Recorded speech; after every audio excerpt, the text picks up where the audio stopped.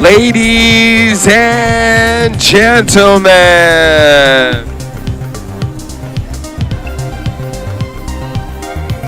we're here live at FANFAIRE NYC. You're watching GEEKCASTER.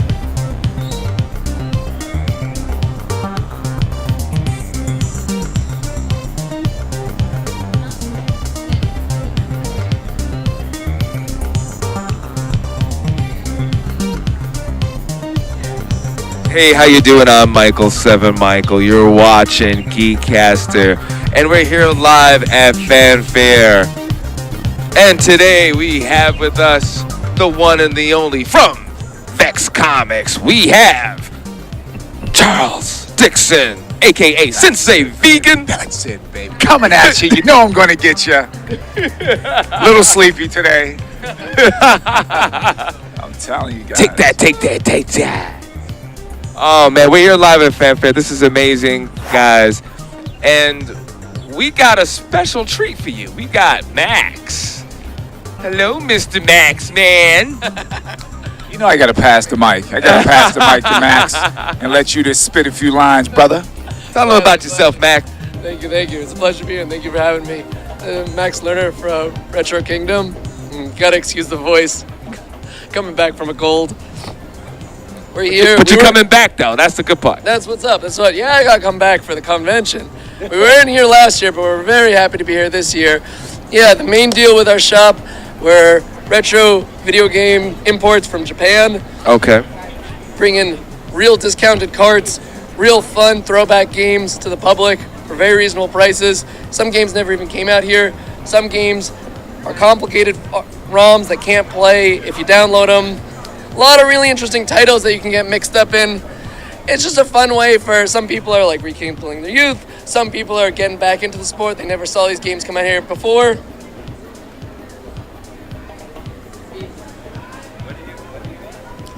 Yeah, it's certainly a hoot. We're happy to be here. Awesome.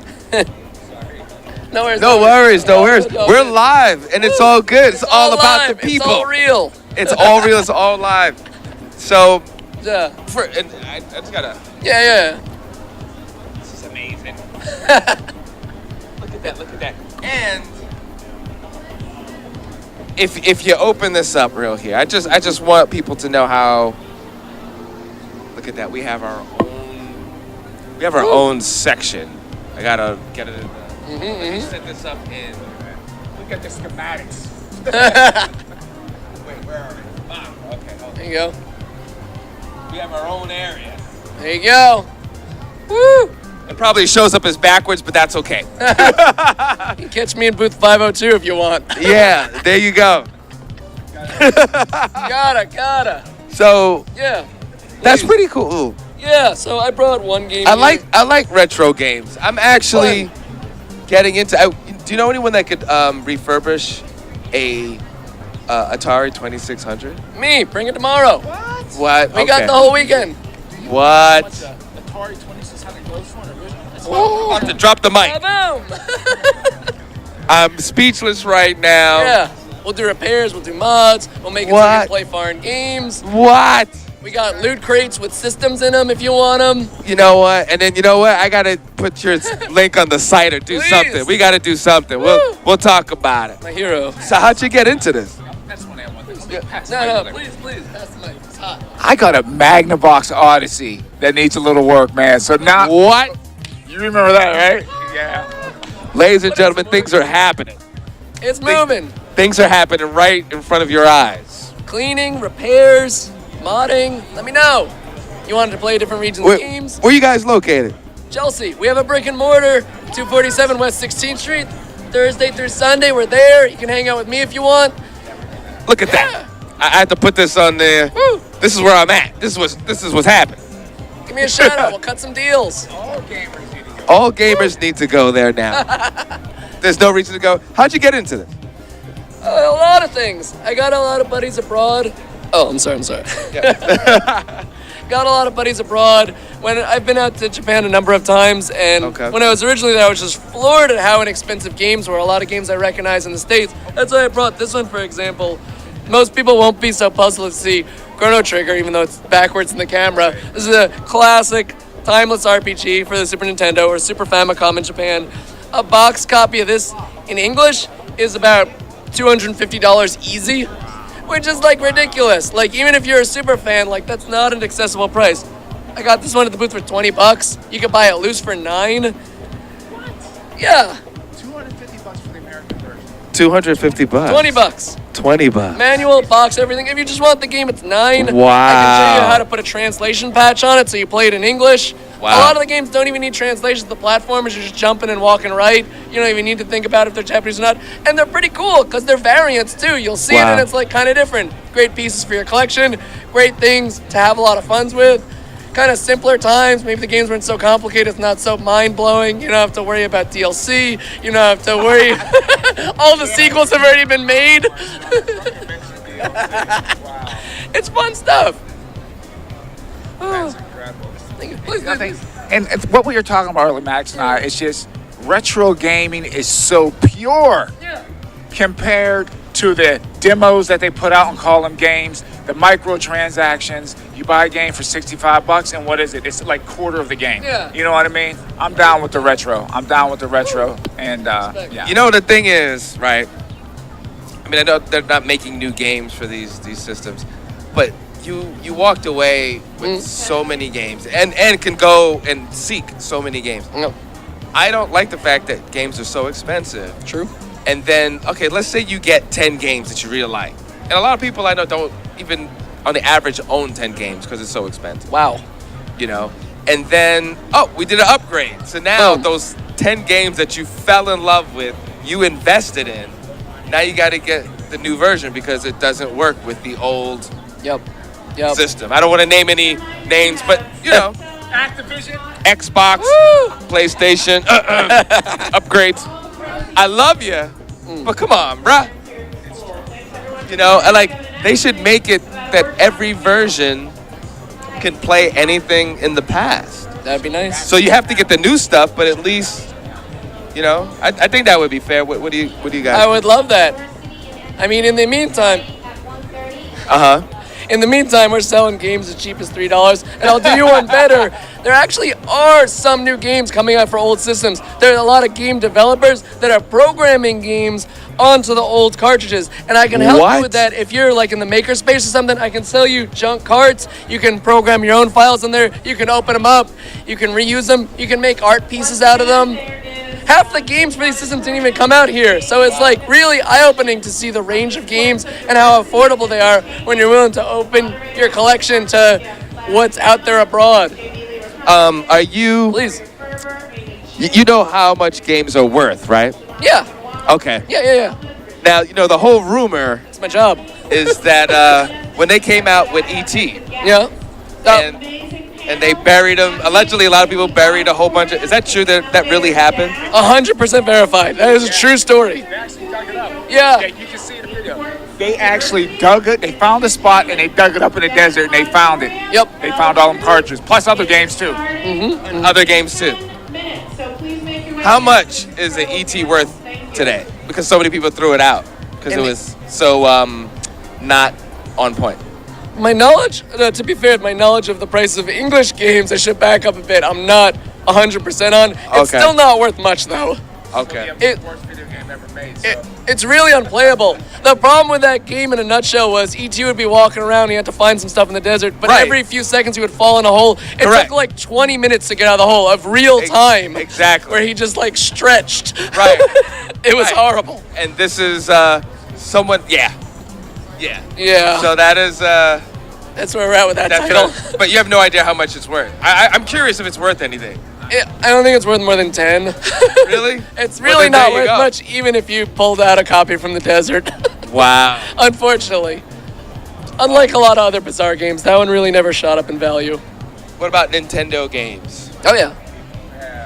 Like an original Zelda, that thing's worth a lot of money. The Zelda cartridge, that gold one. I got hundreds of them. What? Yeah.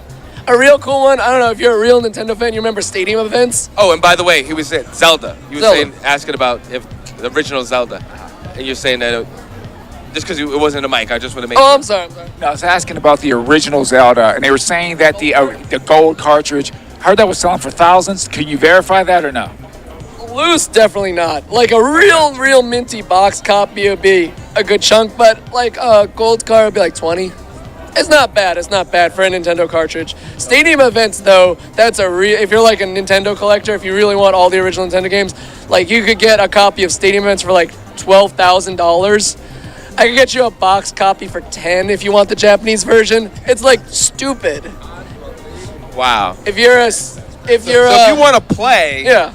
It's not that serious. If you want to be like a Wall Street stock market trader and have your like $500 copy of Super Bowling for Nintendo 64, which isn't even that good a game, you could pay $500, or I could get you one for 10. Like, it's night and day prices. It's a real joke.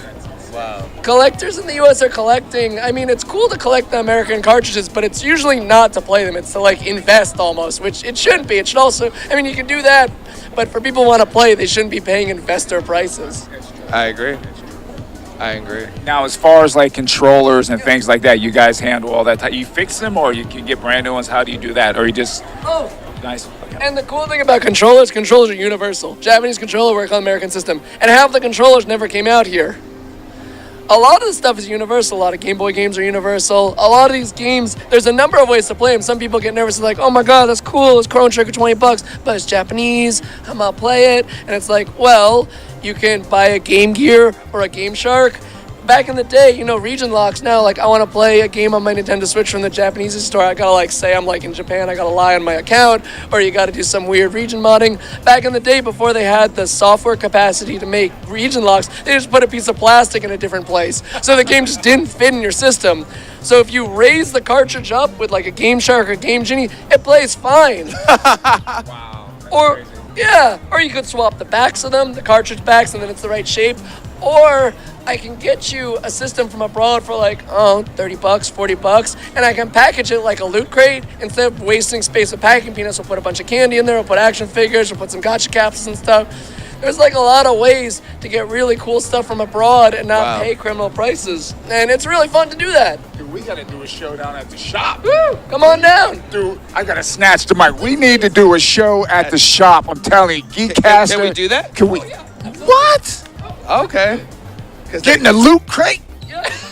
This is cool. Awesome, man. And actually, we could we have you guys have Wi-Fi and Yeah, we have the technology. You have direct internet also. Yeah, we made that happen. Is it connect with the same Wi-Fi?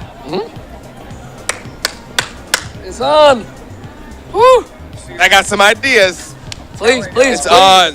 This is the place where things are happening. I love it. Yeah, it's a lot of fun. There's educational stuff if you want to. I do a lot of development for green infrastructure for the city. I'm happy to get students, especially that's another reason why we're here, get them involved in the environmental space, have them building green roofs, having them install solar panels. I also coordinate a study abroad program in Japan where we get people working abroad and getting paid farming and helping rural villages and just getting a real experience out there. We're happy to help people who really want to get out and see Japan involved. It's a lot more than video games. Right now we're talking all about video games because... Well, no, you know what? It's Yeah, interesting. please. Because we do talk about tech Woo. as well. Sure. Solar panels. Yes. Solar How- roads.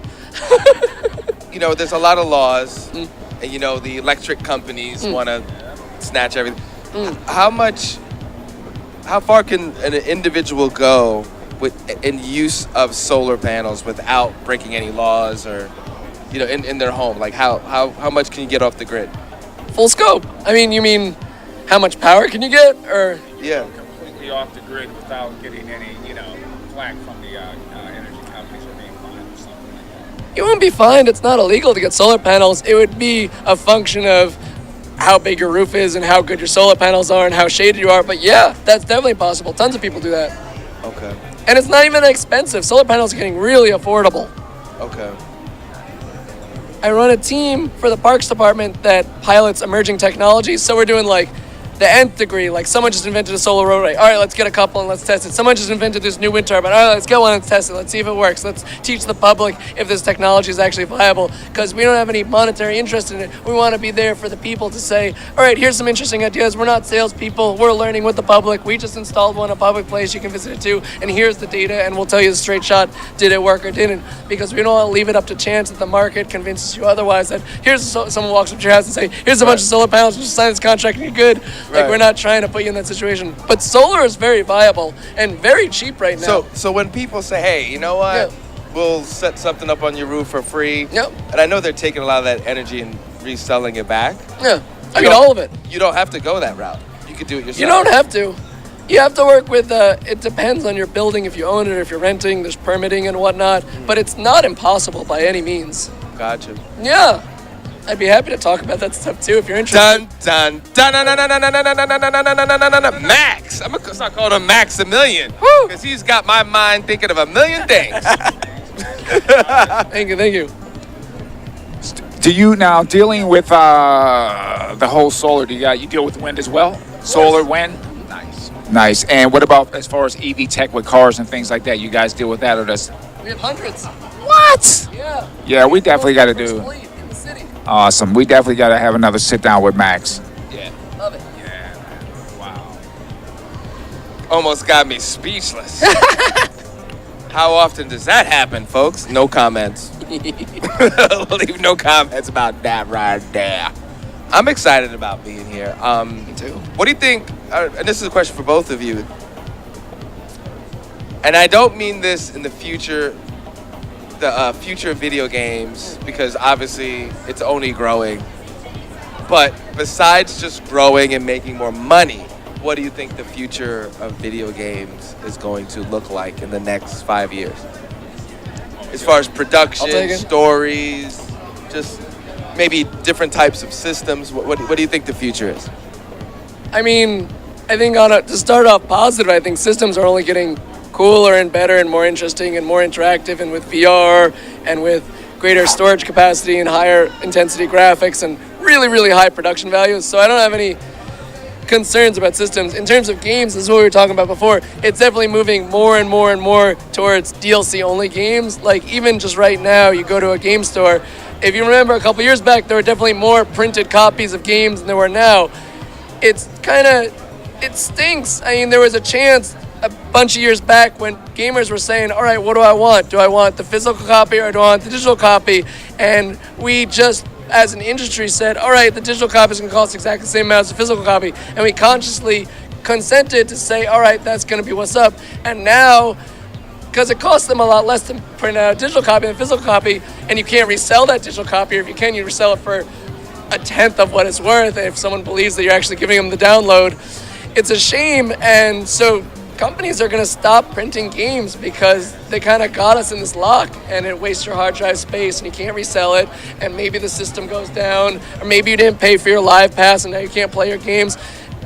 I'd say for games, I mean, the games are going to be awesome, I'm sure, but the type of games coming out might not be as varied as they are right now. Wow.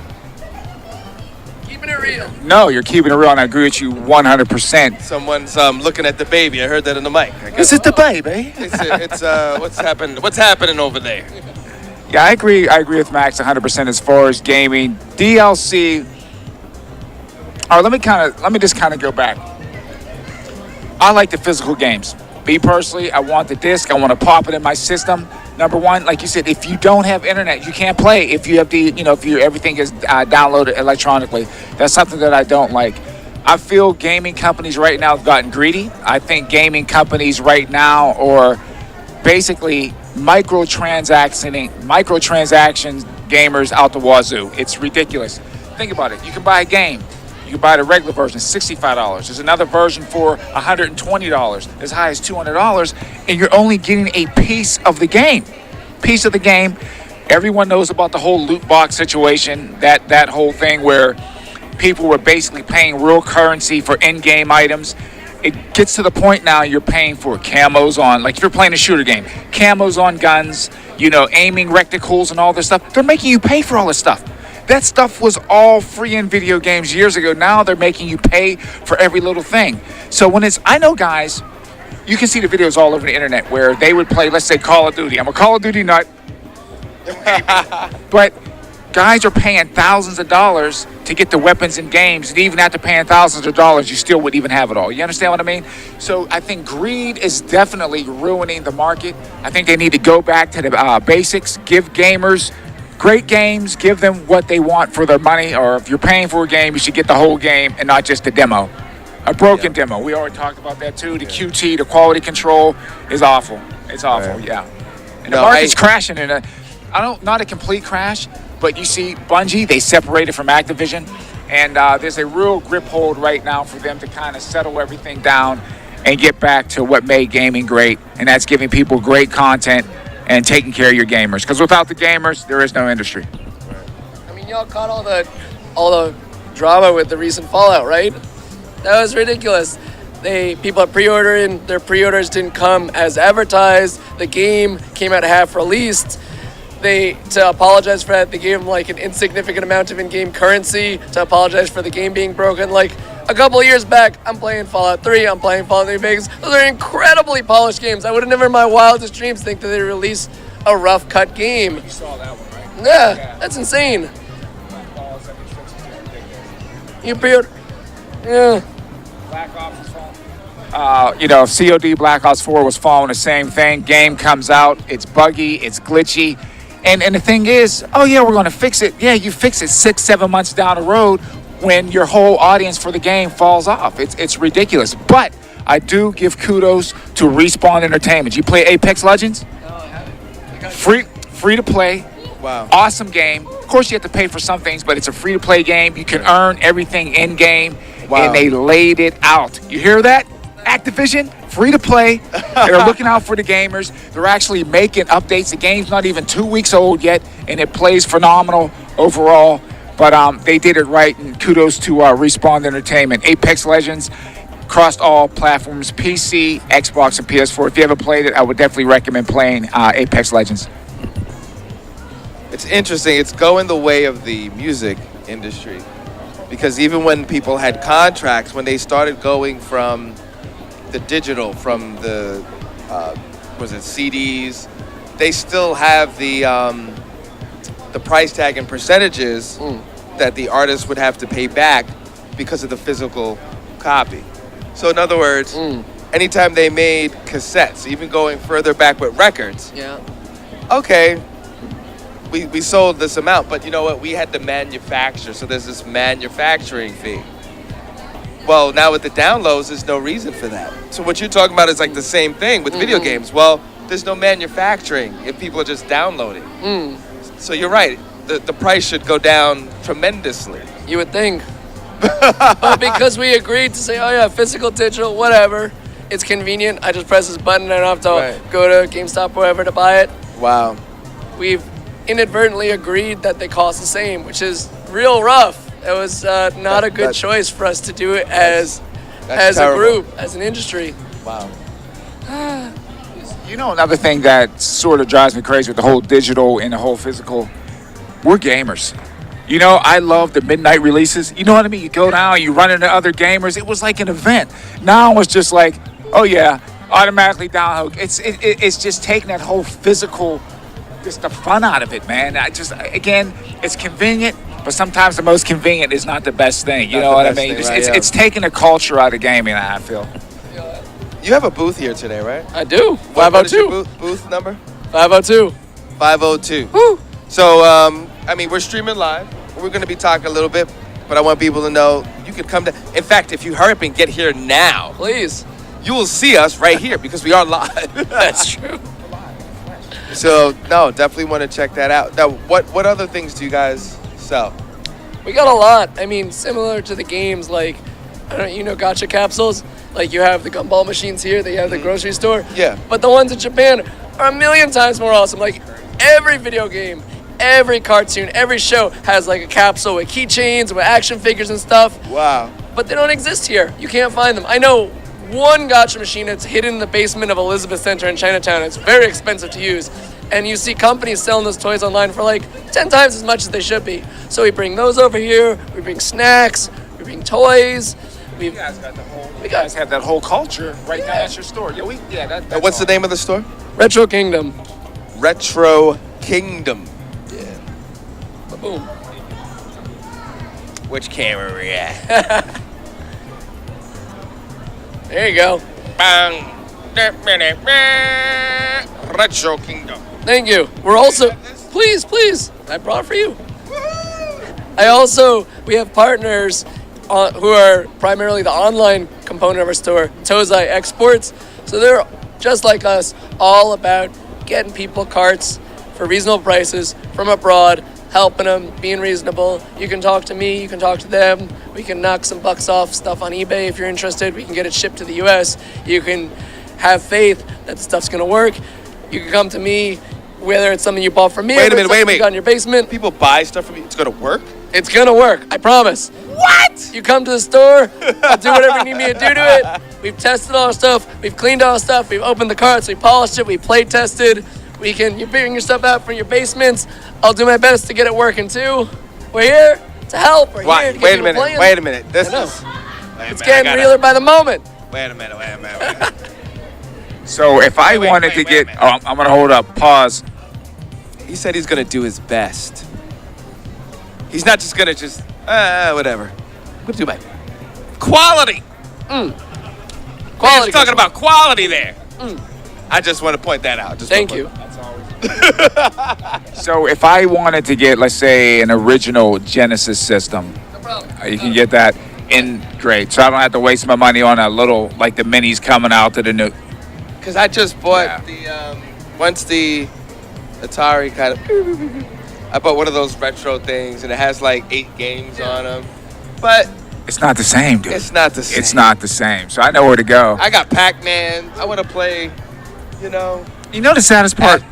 The only system I held on to my Odyssey, and I held on to my Dreamcast. I still have my Dreamcast. But, dude, I got rid of my Saturn. I got rid of my PS1. wow. Got him. All right, I know where to go now. Dun, dun. Dun, dun, dun, dun, dun, dun, dun, dun. And the prices are reasonable. The prices are the cheapest you will find on the planet.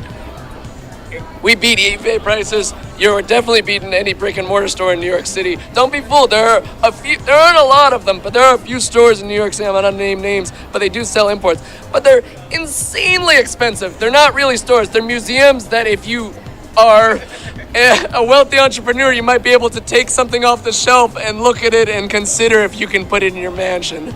Wow.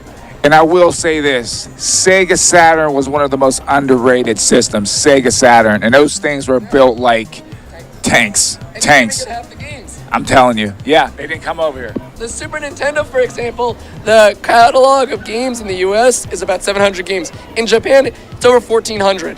Half the games didn't come here. Sailor Moon, beat 'em ups. There are Dragon Ball Z games that never came out here.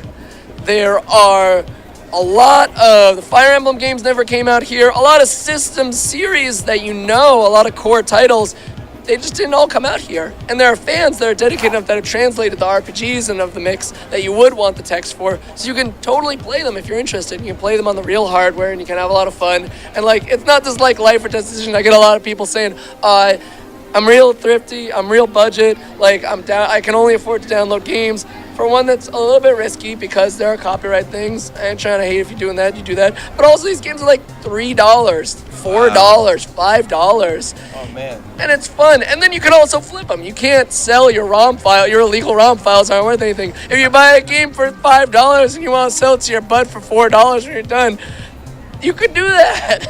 Give everyone your social media and the address of the shop and the name. Sure. Gladly. It's a Retro Kingdom. It's within a larger store called No Particular Hours. It's a large, really funky garage sale, 247 West 16th Street between 7th and 8th in Manhattan. If you want to catch us on Instagram, you can catch my partner shop, Tozai Exports. It's Tozai, TOZAI-EXP. And yeah, thank you again for having us on the show. Thank you so much, Max. Thank you so much, Sensei Vegan. Oh, you know it, Max. Thanks for stopping by. That was a pleasure, brother. Thank you. And you're watching GEEKCASTER. I'm Michael 7 Michael. And this has been awesome. And we out of here. No, we're going to give you more. Keep watching. We're going to have some more live streams. And, hey, you know, we do it for you guys. GeekCaster.com. Awesome.